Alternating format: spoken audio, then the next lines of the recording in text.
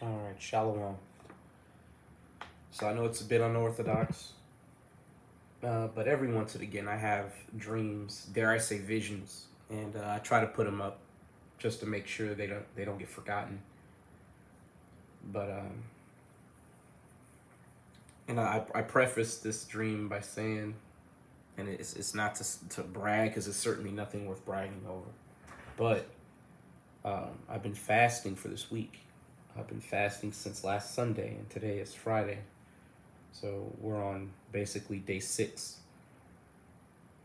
But I fell asleep around probably about 11, maybe 12 at night. And I remember in my dream, um, man, I'm trying to gather my thoughts because, man, but so just to give some background, I've been in the truth for about 6 to 7 years now. The camp that I've been most closely associated with is Sakari, Blood and Brothers, right? But I watch camp videos from any brothers who have the truth and the blessing of the Most High God to impart knowledge through teaching. With that being said, I just want it to be known that I don't have any special relation to GMS. I don't have any affiliation with GMS whatsoever. None. Which makes this dream all the more bizarre in ways. But the part of the dream that I'm aware of is that I'm standing in front of this hotel window and I'm looking out onto the parking lot. And I'm seeing people and cars and stuff milling about. We probably were about 8 to 10 stories up. And we're seeing all these things go down. Just, another day. And wouldn't you know who was standing to my right? Apostle Tahar. Strange. But not so strange considering it's a vision. And me and the apostle are standing there. We're not really talking about nothing. We're just standing there. And we see a helicopter coming in the distance, and it's black, and it's flying real low. And we see it coming, and we're thinking, okay, it's going to fly over us. And as it gets closer and closer, it reduces its speed, and it basically comes right up to the window until the nose of the helicopter literally tapped the glass. And I remember looking in the cockpit of the helicopter, and I saw this stone-faced Edomite, no emotion. He was wearing aviators. He had a thick beard. His hair wasn't buzzed short, but it wasn't long either. And it looked like it might have been like a dirty blonde color. And he had a very like stern look on his face. And I remember the helicopter backed away from the window. Now keep in mind, I know the helicopter blades are far longer than should be allowed for the muzzle of the helicopter to touch the window, but that's what happened, right, in the dream. And he backs away from the window and he swings the nose around to this blue car that is driving through the parking lot. I still remember the color because it was really like a sky blue. It was very nice color in my opinion. But I remember he opened fire on it, and I remember the sound that the guns made. It was like a metallic ka-chink, ka-chink, ka-chink, ka-chink, ka-chink, but it was really fast. And I remember after he opened fire, I was thinking to myself, like, is he really firing on this car? And then I started hearing people screaming, and people were running, and and then he started to swing the helicopter back our way and fire into the building. And I remember I had already turned around and I basically, these cheap hotel rooms, and anybody who is not spending like 5 and 6 grand a night on a hotel, you have a cheap hotel. But in this hotel room, um, it was basically like a living room, and then it went to a wraparound small kitchen area. And then, of course, the door is next to the kitchen area. So I'm over there, and I turn back to Apostle Tahar, and I'm like, hey, come on, let's go. But he just stood there. And I was like, man, what is he doing? And then to his right, a door was opened. And I see him turn, and he starts to go through this door. And I kind of think within myself for a second, and I'm like, man, fuck it, I'm following him. So I start going after him. And I remember we're going down all these hallways. He's just walking, mind you. And I'm running, and I can't catch up to him. But as I looked at the floor, I noticed there was blood. And it wasn't a lot of blood. It was a lot, but it wasn't like smears of blood. It was just like lots of spots, as if somebody was bleeding fresh blood. And it wasn't a deep wound. It was like a graze or something, but it was bleeding profusely. And for those of y'all who don't know, if you ever get a wound that's deep enough, you'll have really dark blood come out. Blood that is like a reddish maroon color. But we're going down all these hallways, and I remember Apostle Tahar, he turned right on a hallway. And I went to turn, and then somebody came out of an adjacent hallway to that corridor, and they got in front of me. And it was women, men, children, everybody in a state of panic, because obviously there was gunfire going on. And it wasn't just your average everyday shooter here in America. It was a man in a helicopter opening fire on a building.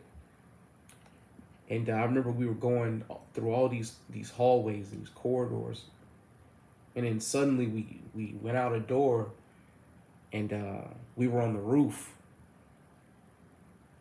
and I saw Apostle Tahar standing there on the edge of the building, and he didn't do anything or say anything, but he was standing there, and we're seeing all this stuff go down. And I remember praying to the Most High God. I'm not going to say the prayer. I can remember part of it, but I'm not going to say the prayer exactly. But I'll give the gist of what it was about.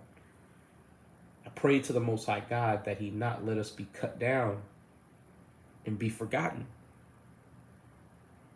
I prayed that He would give us the ability to fight in His name and to remind the world of who He is. And that's where my dream ended.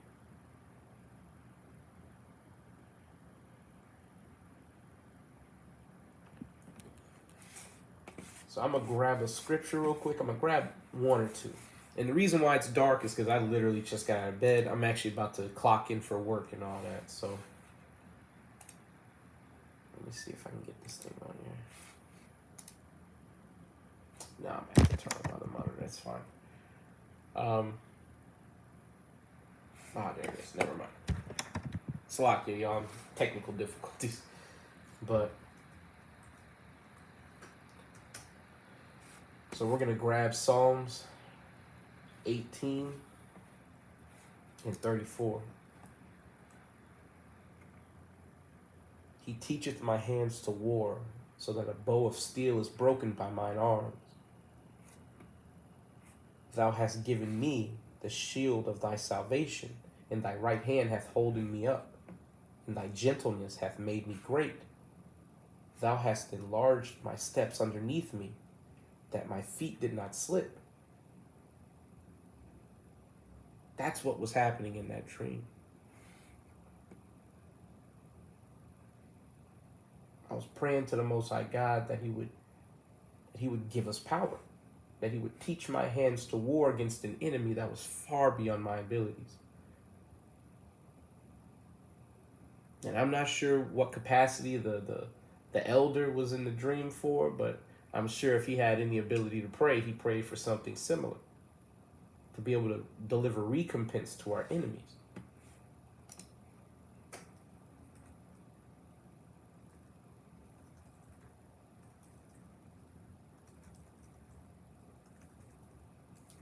Looking up another scripture here in 1 second.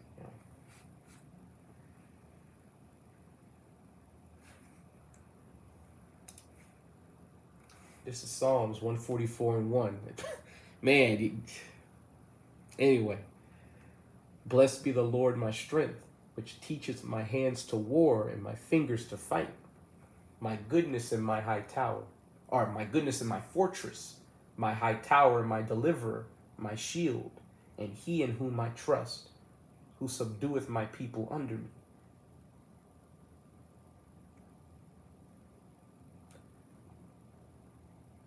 Me and my wife talk about this type of stuff all the time. But to be shown a vision of how suddenly it's going to start. A lot of you folk out there who are not keeping the commandments, who think this is a game, who thinks Esau is just a couple of little steps away from being,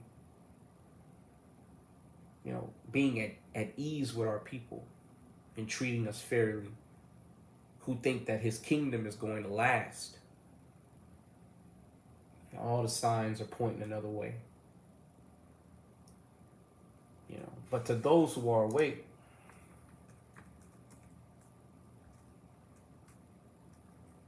the Most High God is going to be there in the clutch for you. Because those days are coming. Dare I say, they're upon us right now. They're pushing the RFID microchip, which is the mark of the beast. They're publicly admitting that without it, you can't buy and sell. They're starting to show signs that they have very little time left for their kingdom. All right.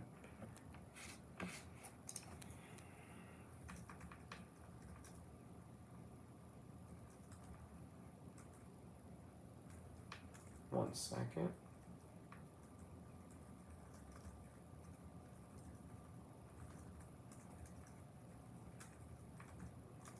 Pulling up two scriptures here.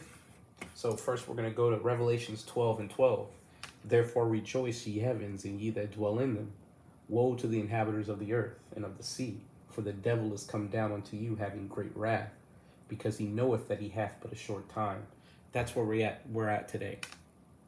You don't have 10 years to get a doctorate, 10 years to find a way to become rich here in Babylon, or 10 years to fuck your life up.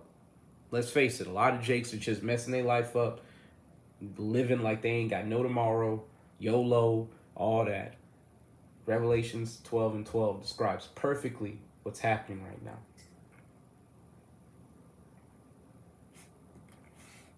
But to those of us who call upon the Lord, this is what we have in store for us, Lord willing. This is Isaiah 40 and 31. But they that wait upon the Lord shall renew their strength. They shall mount up with the wings as eagles. They shall run and not be weary, and they shall walk and not be faint.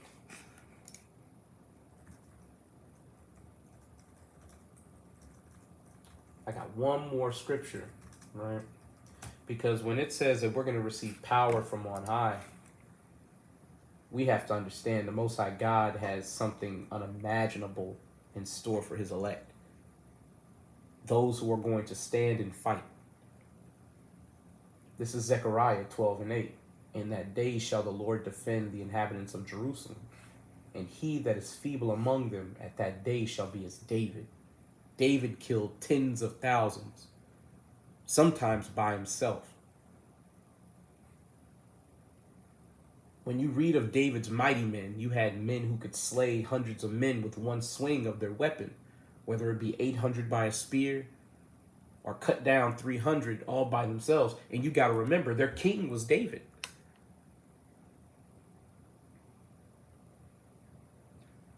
But Zechariah 12 and 8, in that day shall the Lord defend the inhabitants of Jerusalem, and he that is feeble among them at that day shall be as David, and the house of David shall be as God, as the angel of the Lord before them. I just wanted to make this brief video just to make sure this dream got recorded. And to my brothers in GMS, apparently you following a good man. I think we're going to be surprised at who's found amongst the elect, but in some cases, I don't think we're going to be surprised at all. But it's up to the Most High God, first and foremost. But keep enduring. Keep keeping the commandments. Don't stray from the path. While you have time, I recommend any brethren, or even amongst the sisters of Israel, I recommend that you fast. Do it while you can, while you got time. Do it to build up discipline, because you're going to be going long stretches without food, long stretches without water. Now, personally, I only went 4 days without water. So now I'm on just a food fast for the remaining days. But you're going to have to get used to going without those things. And just as the Lord fed us manna from heaven in the wilderness, he can do that for us again. But you have to get used to living by every word that proceedeth out of the mouth of God, and not by what happens in your belly.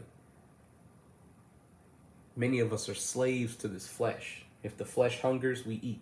If the flesh is bored, we seek some type of amusement or entertainment. We're going to have to walk by spirit and not by sight. And for those who are slaves to the flesh, they are not going to make it.